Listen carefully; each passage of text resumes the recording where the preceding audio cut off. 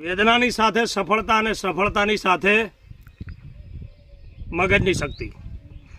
ઓલી કહેવત છે ને કે માણસ બોલી ના શકતો હોય પણ એની હનરના લીધે એટલો બધો દોડી શકતો હોય. ઘણા પશુપાલકનું કહેવું એવું છે કે અમે ઘરે 1 લીટર દૂધ નથી રાખતા, અમે અમારા છોકરા માટે નથી રાખતા, પણ અમે ડેરીએ ભરાવતા હોઈએ છીએ. અને ડેરીના પણ કોઈ પ્રોબ્લેમ ઘણા બધા આવતા હોય છે, ગામ કે ફેટ નથી આવતા, અમારું દૂધ ગાયના ભાવે ભેંસનું દૂધ ગાયના દૂધે જતું રહે છે, એટલે કે એચએફ ગાયના લીધે. આજે હું અહીંથી નીકળ્યો તો રાધનપુરથી આગળ હારીજ, અને હારીજના એવા એક ભરવાડ સમાજને મળ્યો કે અહીંયા આવેલો છે આપણા દિયોદર તાલુકામાં એમની ભેંસો ચારવા માટે, ગાયો ચારવા માટે. સદનસીબ કે બદનસીબ જે કોઈ પણ ભાઈને ગાયો ચારતા ચારતા એક એવો અકસ્માત આવી જાય છે ને એમના લીધે હેમરેજ થઈ જતું હોય છે. તમે જોઈ શકો છો કે પોતે બોલી નથી શકતા પણ સમજી શકે છે, પોતે બોલી નથી પણ તમને દેખાડી શકે છે કે હું શું છું. આ એમની દીકરી છે. બેટા, બાપા બોલી નથી શકતા એમ તને ખબર પડે? આ બધું બોલે એમ ખબર પડી જાય તમને બધું?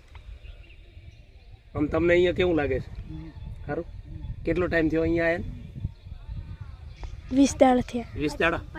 25 દિવસ? બેટા અહીંયા કમ્પ્લીટ આમ તમને સારું લાગે છે? હવે તમે જુઓ કે કેટલી મજબૂરી હશે આ છોકરીઓની, આ દીકરીઓની ભણવાની ઉંમર છે, સ્કૂલે જઈને એક નવું વિચારવાની ઉંમર છે, એક નવું શિક્ષણ લેવાની ઉંમર છે.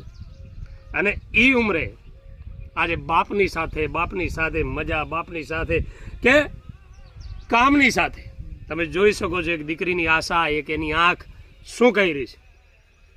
બાપ બેટીનો પ્રેમ કહો, બાપ બેટીના રિશ્તાનો જે લગાવ કહો.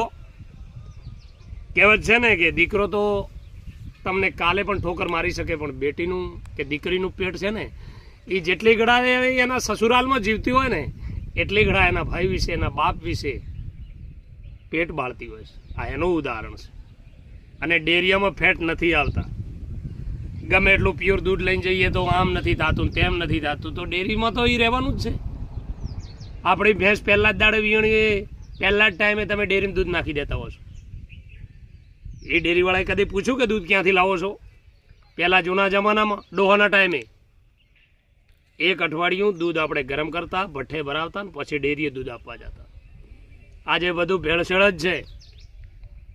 એટલે એકતા કરવી હોય તો પશુપાલનને ખેડૂતને એ કરવાની છે કે એના માધ્યમથી આપણને પાછળનો ભવિષ્ય, આપણા દૂધનો ભાવ આવે, આપણા દૂધની ક્રેડિટ થાય, આપણા દૂધની કદર થાય.